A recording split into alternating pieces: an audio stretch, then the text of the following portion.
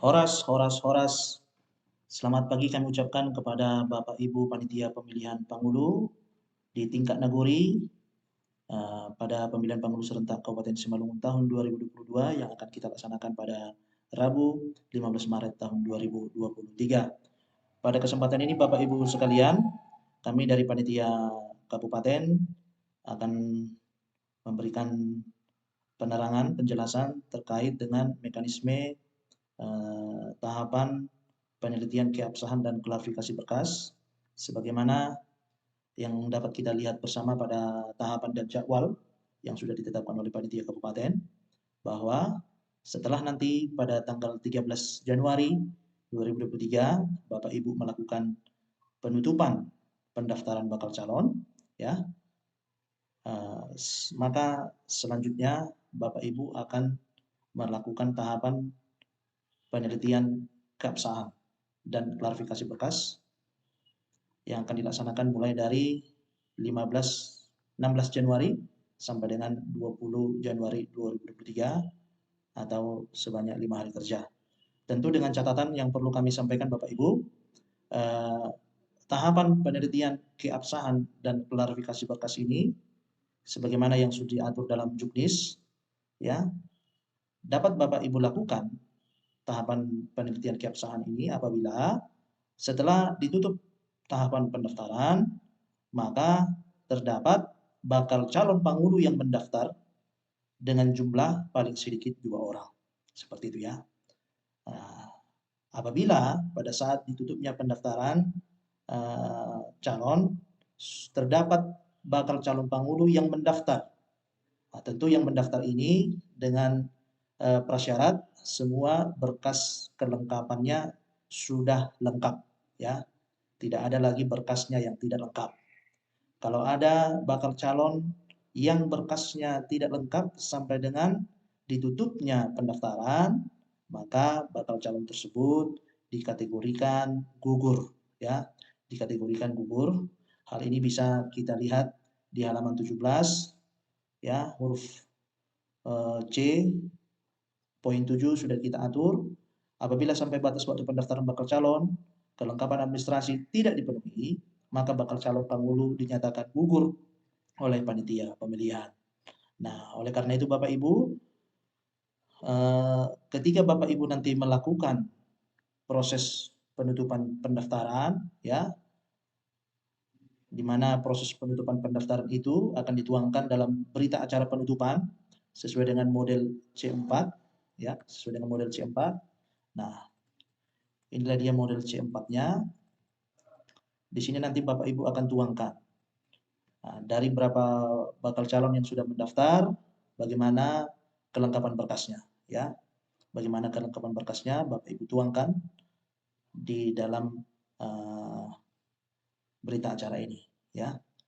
Dan dalam berita acara ini juga di dalam poin 3 sudah kita pertegas, ya Bapak Ibu sekalian, di angka 3, sehubungan dengan jumlah bakal calon panghulu yang mendaftar dan memenuhi syarat kelengkapan berkas berjumlah paling sedikit 2 orang, maka panitia pemilihan sepakat untuk melanjutkan tahapan berikutnya, yaitu penelitian keabsahan dan klarifikasi dari bakal calon yang memenuhi syarat kelengkapan, ya.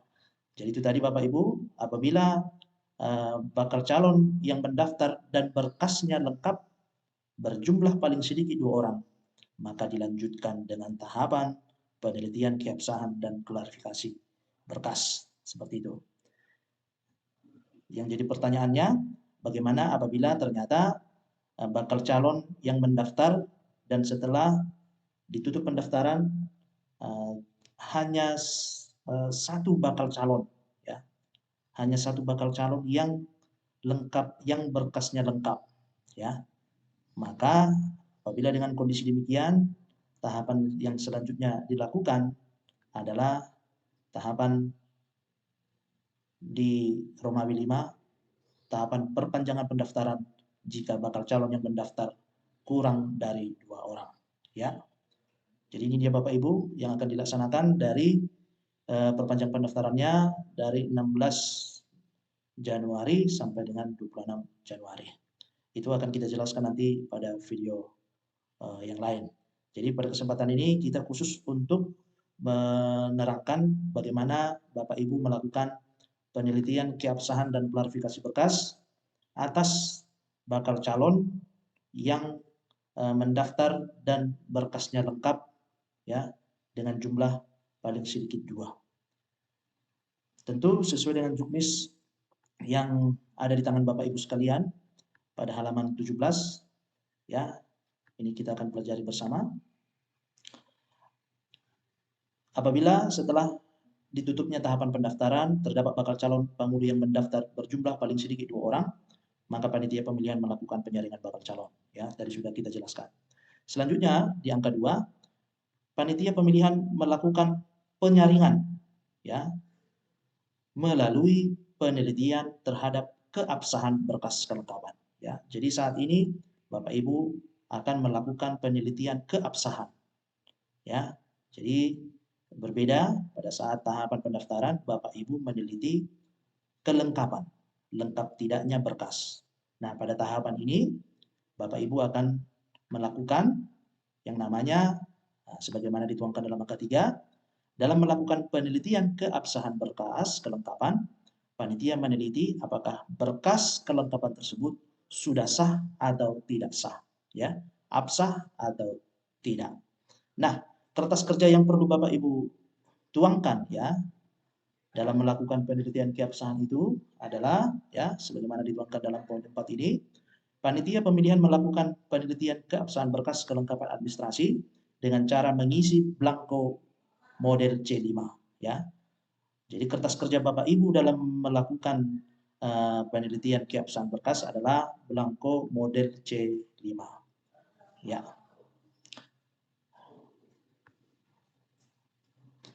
Ini dia model C5.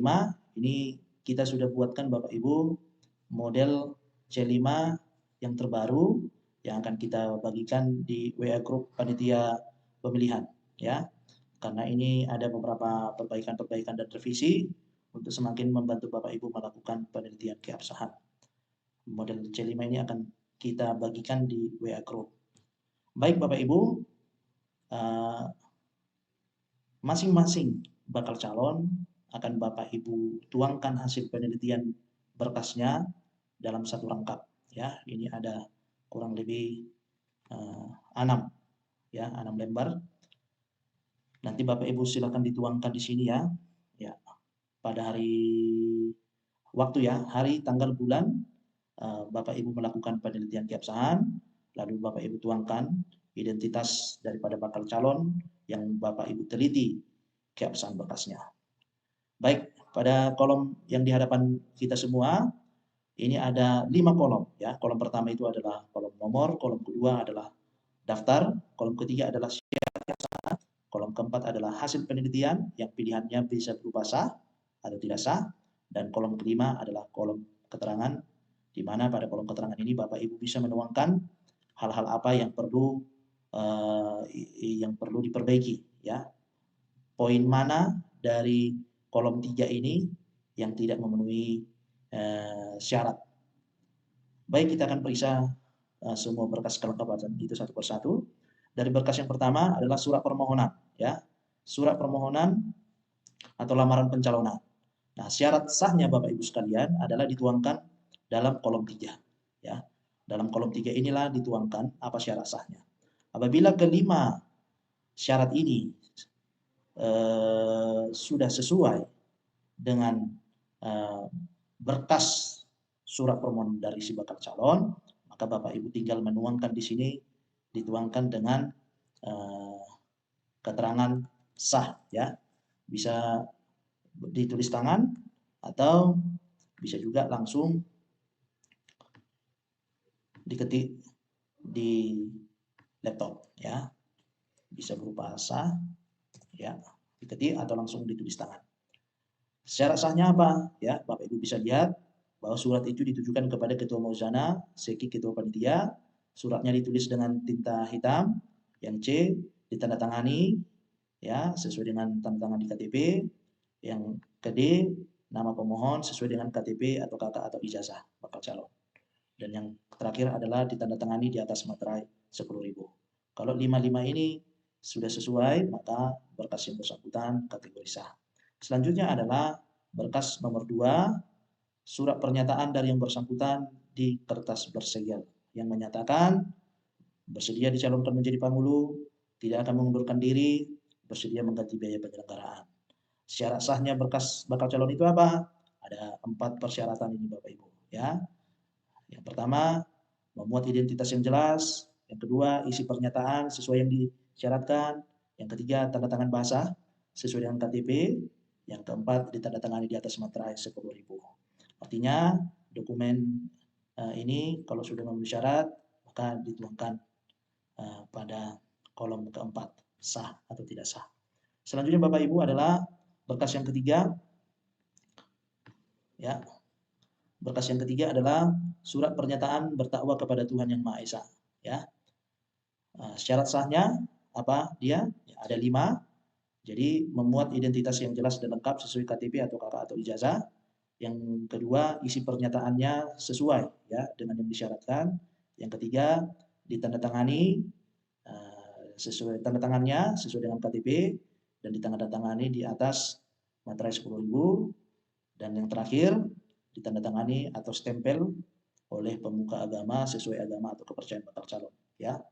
Kalau dia misalnya seorang beragama Kristen, tentu dari pengurus gereja di mana yang bersangkutan terdaftar berjemaat. Kalau yang bersangkutan beragama Muslim, tentu pengurus masjid di mana yang bersangkutan sering melakukan kegiatan peribadatan, atau bisa juga langsung ditandatangani oleh KUA di wilayah di mana yang bersangkutan berdomisili.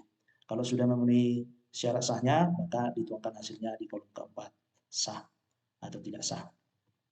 Selanjutnya Bapak Ibu, berkas yang keempat adalah surat keterangan dari pengadilan negeri, ya, yang menyatakan tidak pernah dihukum penjara dan seterusnya. Syarat sahnya apa Bapak Ibu? Ya ada 6. Ada 5 ya. Dengan catatan ini, huruf F ini adalah catatan.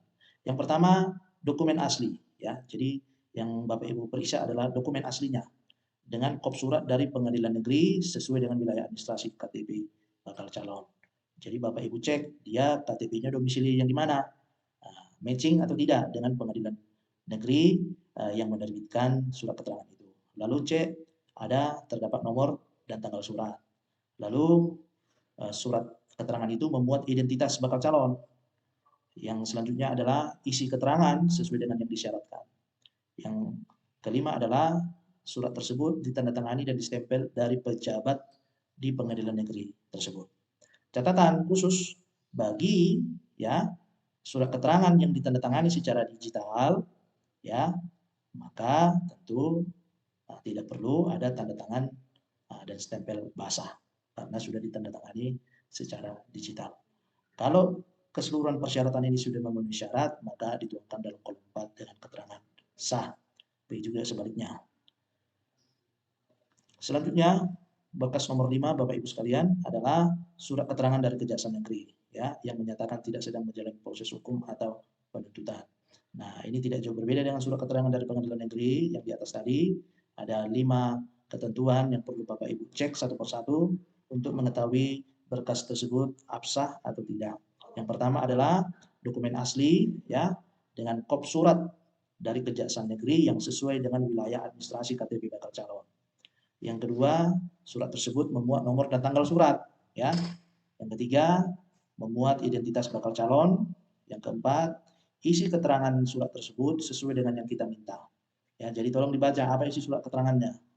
Yang selanjutnya adalah ditandatangani dan stempel dari pejabat kejari tersebut kecuali ditandatangani secara digital. Itu juga memenuhi syarat apabila ditandatangani secara digital.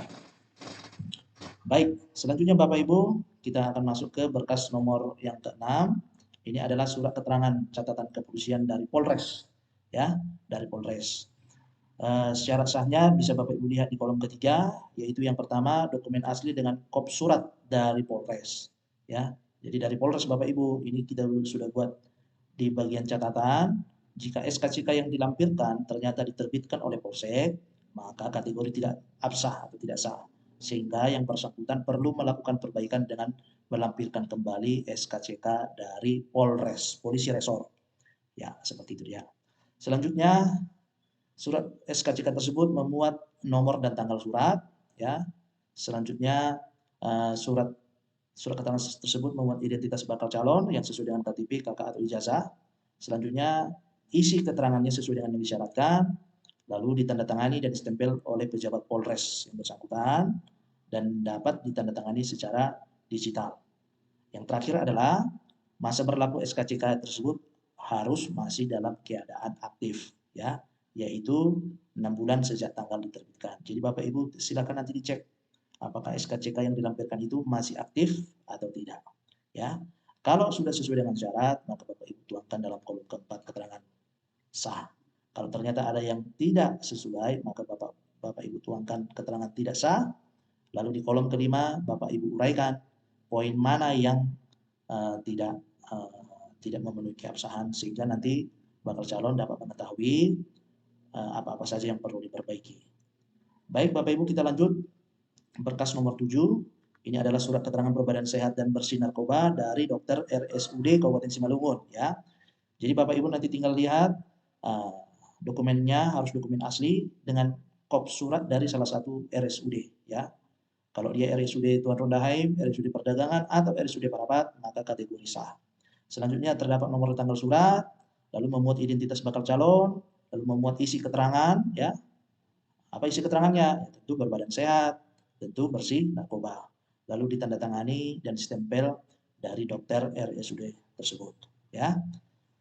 Kalau sudah memenuhi syarat, dituangkan dalam kolom 4 keterangannya sah. Kalau tidak memenuhi syarat, silakan dituangkan dalam kolom 4 tidak sah, lalu di kolom keterangan diuraikan poin mana yang perlu dilakukan perbaikan. Selanjutnya Bapak Ibu adalah berkas nomor 8, ya. Ini sebetulnya ada 2, surat pernyataan dari bakal calon dan surat keterangan dari Dinas PMPN atau Dinas Pemerintahan Desa, ya, yang menerangkan tidak pernah menjabat sebagai penghulu atau kepala desa selama 3 kali. Nah, yang Bapak Ibu periksa, ya, yang diperiksa cukup hanya dokumen surat keterangan dari DPPN atau Dinas PMD, Pemerintahan Masyarakat Desa dari kabupaten lain sesuai domisili, ya. Jadi kalau yang bersangkutan tidak melampirkan surat pernyataan dari bakal calon, itu tidak masalah. Yang Bapak Ibu periksa cukup surat keterangan yang diterbitkan dari DPPN Kabupaten Simalungun untuk balon berdomisili di wilayah Kabupaten Simalungun atau Dinas PMD dari kabupaten sesuai dengan wilayah domisili yang bersangkutan, ya, sepanjang wilayah domisili yang bersangkutan memiliki dinas yang membidangi pemerintahan desa. Baik Bapak Ibu sekalian, apa-apa saja syaratnya? Ya, sudah dituangkan dalam kelompok 4 ke dalam di bagian ini ya Bapak Ibu ya. Ada dokumen asli dengan surat keterangan dari DPPN Kabupaten Simalungun atau dinas yang membidangi urusan pemerintahan desa sesuai wilayah administrasi KTP bakal calon. Yang selanjutnya, surat keterangan tersebut memiliki nomor dan tanggal surat, lalu ditandatangani dan stempel basah dari pejabat dinas yang menerbitkan. Sedangkan poin D ini Bapak Ibu sekalian ya, poin D ini sudah perlu kita hapus karena tidak perlu lagi untuk dilampirkan. Baik Bapak Ibu, begitulah terkait dengan keabsahan surat keterangan dari Dinas PMPN atau Dinas PMD. Selanjutnya adalah terkait dengan dokumen berkas ke-9 ya, yaitu terkait dengan legalisir fotokopi ijazah ya. Legalisir fotokopi ijazah. Pada berkas ke-9 ini ya, terkait dengan legalisir fotokopi ijazah pendidikan, maka Bapak Ibu perlu memenuhi ketentuan yang akan kita juga bagikan nanti, yaitu suplemen yang akan kita bagikan di WA Group ya tentang pedoman pengesahan ya. Pedoman pengesahan atau legalisir fotokopi ijazah ataupun fotokopi surat keterangan pengganti ijazah. Jadi di sini Bapak Ibu nanti bisa baca siapa yang berwenang untuk mengesahkan fotokopi ijazah atau fotokopi surat keterangan pengganti ijazah. Ya, jadi ini suplemen atau alat bantu Bapak Ibu untuk menilai absah tidaknya, sah atau tidaknya legalisir fotokopi ijazah. Ya. Nah, prinsipnya Bapak Ibu sekalian adalah Bapak Ibu mengecek ya yang bersangkutan itu harus Bapak Ibu pastikan bakal calon tersebut pendidikan terakhirnya di tingkat mana? Apakah pendidikannya minimal SMP atau pendidikan terakhirnya SMA atau diploma atau sarjana? Bapak Ibu harus pastikan dulu, ya. Bapak Ibu harus pastikan dulu. Dari mana Bapak Ibu bisa pastikan? Ya, bisa nanti Bapak Ibu cross check dengan surat keterangan dari pengadilan negeri atau dari kejaksaan. Di situ diuraikan bakal calon tersebut berpendidikan tingkat pendidikan terakhirnya apa, ya. Jadi harus dimatchingkan dengan di sini. Ya, baik. Untuk legalisir ya fotokopi ijazah, ada 3 hal di sini yang menjadi standar sahnya. Jadi terdapat nomor dan tanggal pada stempel legalisir, ya. Jadi di stempel legalisir tersebut terisi nomor dan tanggal kapan fotokopi tersebut dilegalisir. Apabila dan perlu kami tegaskan, tidak ada batas waktu, ya. Tidak ada batas waktu, aturan batas waktu kapan minimal atau maksimal fotokopi itu dilegalisir. Ya, tidak ada. Jadi apakah fotokopi ijazah itu dilegalisir tahun 80-an, tahun 90-an, itu tidak masalah, ya. Selanjutnya, legalisir tersebut itu ditandatangani dan distempel oleh pejabat, ya, oleh pejabat atau instansi yang berwenang. Nah, siapa pejabat yang berwenang untuk melegalisir fotokopi ijazah untuk SD atau untuk SMP, ya? Maka Bapak Ibu bisa lihat di suplemen, ya, di sini. Jadi, pada angka 1 ini bisa kita lihat bahwa pengesahan fotokopi ijazah atau fotokopi surat keterangan pengganti ijazah dilakukan oleh kepala sekolah yang mengeluarkan ijazah, ya. Jadi kalau kepala sekolahnya, jadi kalau sekolahnya masih buka sampai sekarang dan apabila sekolahnya masih buka sampai saat ini masih buka, maka dilegis oleh kepala sekolah yang saat ini menjabat, ya. Selanjutnya, untuk pengesahan fotokopi ijazah yang dikeluarkan oleh sekolah yang sudah bergabung, maka yang meleges adalah kepala sekolah hasil penggabungan. Selanjutnya, pengesahan fotokopi ijazah dan fotokopi surat keterangan pengganti ijazah yang dikeluarkan oleh sekolah yang sudah berganti nama, maka dilakukan oleh kepala sekolah sesuai nama sekolah yang baru, ya. Selanjutnya, pengesahan fotokopi ijazah dan fotokopi surat keterangan pengganti ijazah yang dikeluarkan oleh sekolah yang sudah tutup atau tidak beroperasi dilakukan oleh Kepala Dinas Pendidikan Kabupaten atau Kota di mana sekolah yang tutup tersebut atau tidak beroperasi tersebut berada, ya. Berkaitan dengan pengesahan fotokopi ijazah paket A, B, C dan fotokopi surat keterangan pengganti ijazah paket A, B, atau C, maka yang meleges adalah Dinas Pendidikan Kabupaten Kota, ya. Dinas Pendidikan Kabupaten Kota yang bersangkutan. Selanjutnya, pengesahan fotokopi ijazah dan fotokopi surat keterangan pengganti ijazah bagi pemohon yang berdomisili di kabupaten atau kota yang berbeda dengan kabupaten atau kota sekolah asal dapat dilakukan oleh Kepala Dinas Pendidikan di kabupaten kota tempat pemohon berdomisili. Misalnya, nanti Bapak Ibu lihat ijazah itu diterbitkan oleh sekolah yang berada di Provinsi Lampung. Nah, seperti itu ya, ijazah SD atau ijazah SMP atau SMA, ya, ijazah itu diterbitkan dari sekolah yang ada di Provinsi Lampung, contohnya. Maka apabila fotokopi ijazah itu dileges oleh Kepala Dinas Kabupaten Simalungun, maka itu kategori sah, ya. Dengan catatan memang domisili KTP bakal calon tersebut berdomisili di Kabupaten Simalungun.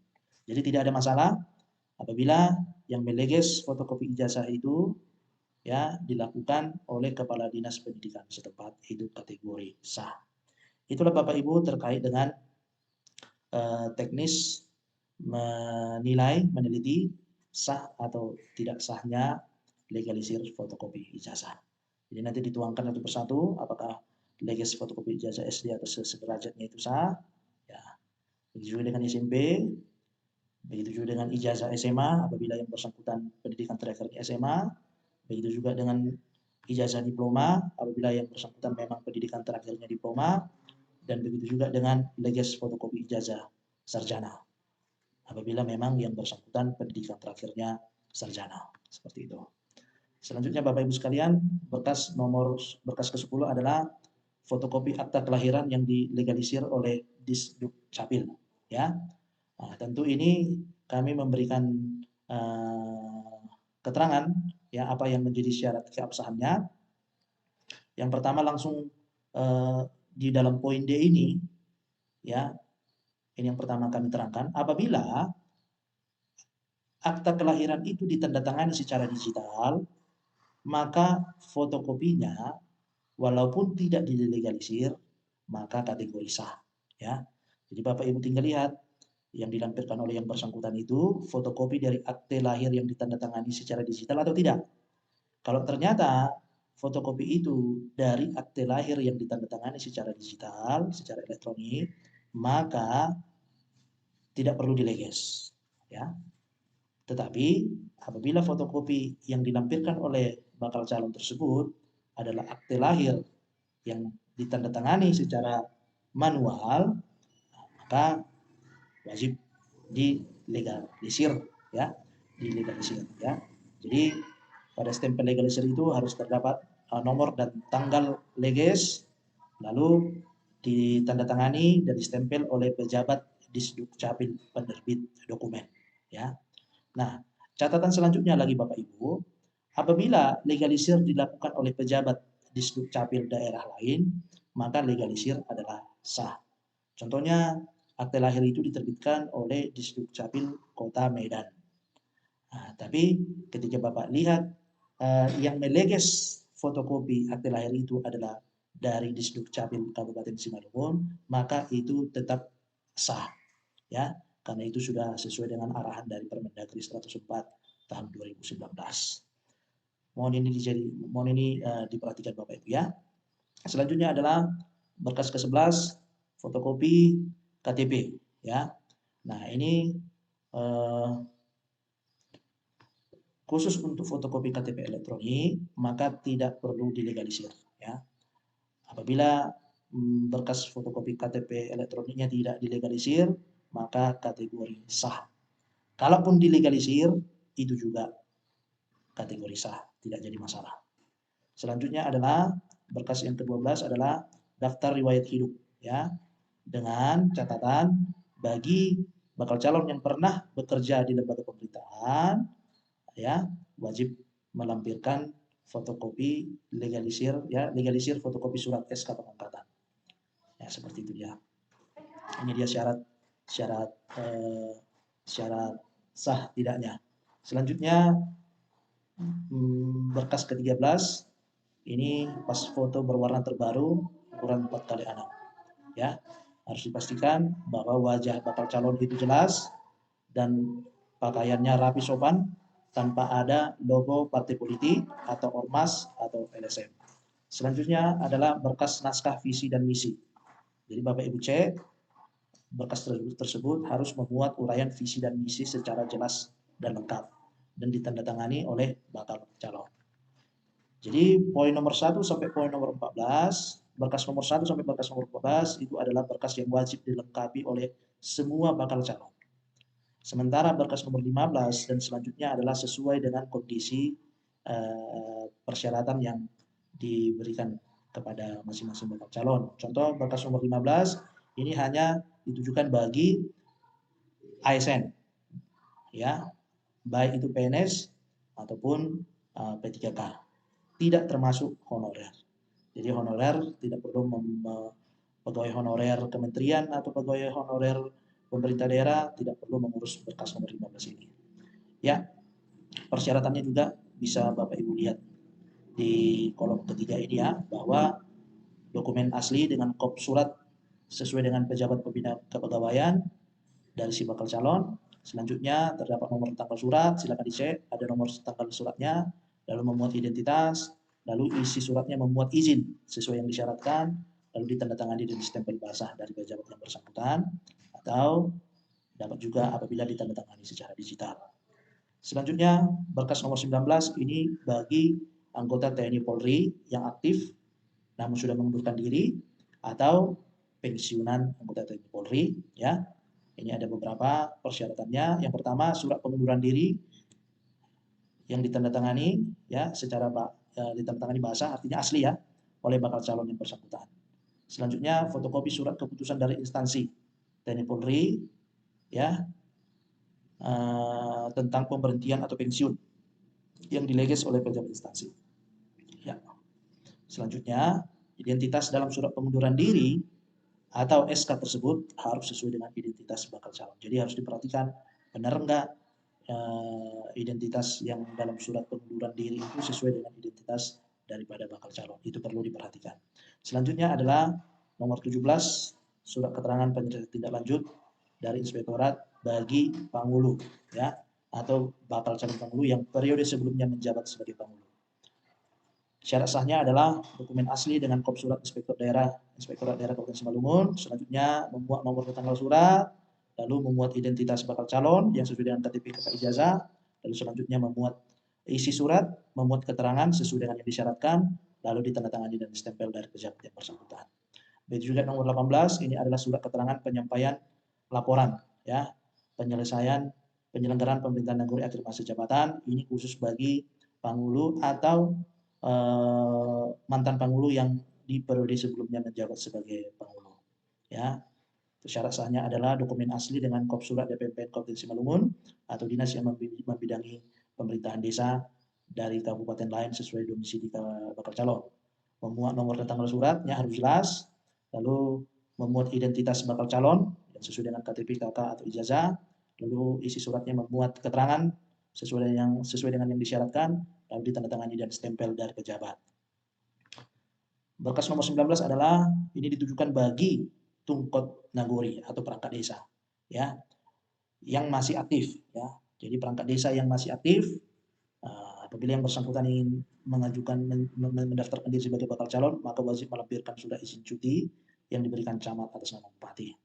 Apa saja syarat sahnya? Jadi dokumen asli dengan kop surat camat sesuai wilayah kerja, memuat nomor tanggal surat, memuat identitas bakal calon yang sesuai dengan KTP KK ijazah, memuat isi keterangan ya, isi surat itu memuat keterangan sesuai dengan yang disyaratkan. Apa itu? Memberikan izin cuti ya. Lalu ditandatangani dan ditempel oleh pejabat yang bersangkutan. Selanjutnya Bapak Ibu adalah bagi karyawan BUMN BUMD adalah surat izin dari pimpinan perusahaan ya. Persyaratan sahnya adalah dokumen asli dengan kop surat instansi BUMN atau BUMD, memuat nomor tanggal surat, memuat identitas bakal calon, memuat pemberian izin sesuai dengan yang disyaratkan, lalu ditandatangani dan stempel dari pejabat yang bersangkutan. Ini khusus untuk perusahaan BUMN atau BUMD. Kalau perusahaan swasta tidak perlu dilengkapi. Terakhir adalah berkas nomor 21 ya. Ini tentang surat pernyataan bersedia mengumumkan secara jujur. Ini khusus bagi bakal calon yang dulu pernah dijatuhi pidana yang diancam dengan pidana penjara paling singkat 5 tahun. Persyaratan sahnya sudah dituangkan dalam kolom yang keempat. Jadi itulah Bapak Ibu sekalian bagaimana Bapak Ibu melakukan penelitian keabsahan dalam 1 minggu ke depan dari tanggal 16 sampai tanggal 20 ya. Jadi masing-masing bakal calon itu Bapak Ibu teliti berkasnya, lalu hasil penelitian berkas itu Bapak Ibu tuangkan dalam dalam model C5 ini. Selanjutnya Bapak Ibu simpulkan ya. Bapak Ibu simpulkan. Berdasarkan penelitian tersebut di atas, maka panitia pemilihan menyimpulkan bahwa berkas kelengkapan administrasi dari bakal calon tersebut di atas, nah, tinggal dipilih. Kalau semua berkas yang wajib nomor 1 sampai 14 ya. Nah, itu sudah sah, atau berkas nomor 15 ya sampai 21 sesuai dengan kondisi yang bersangkutan sudah sah, maka dilingkarilah yang poin A ya, telah memenuhi persyaratan keabsahan. Namun apabila ternyata ada berkas yang wajib dilengkapi oleh yang bersangkutan, namun ada yang tidak memenuhi keabsahan, maka Bapak Ibu lingkari di huruf B ini dengan arahan agar bakal calon melakukan perbaikan berkas dan menyerahkannya ke panitia pemilihan paling lama 5 hari sejak ditandatanganinya hasil penelitian ini, yaitu paling lama tanggal berapa, ya. Jadi paling lama kalau misalnya Bapak Ibu sudah selesai mengerjakan penelitian ini tanggal 16 Januari, maka paling lama 5 hari, ya, yang bersangkutan tersebut wajib melakukan perbaikan dan menyerahkan berkas perbaikan itu kepada Bapak Ibu sekalian. Tentu Bapak Ibu panitia wajib menyurati, ya, sesuai dengan juknis kita, ya, sesuai dengan juknis kita.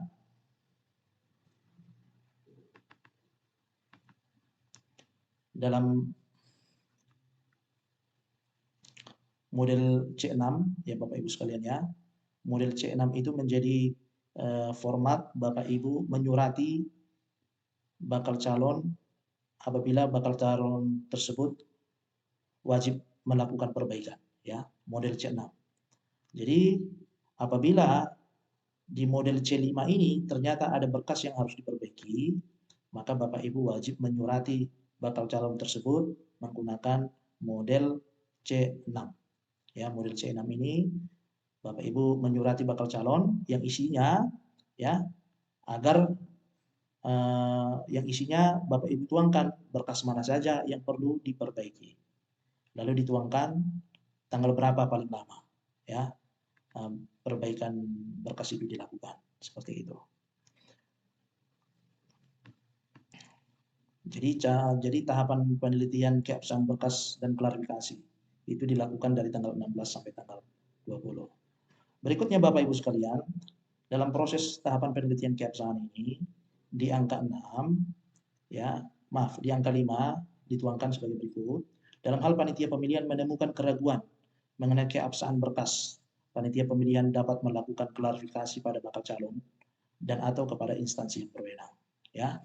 Jadi Bapak Ibu,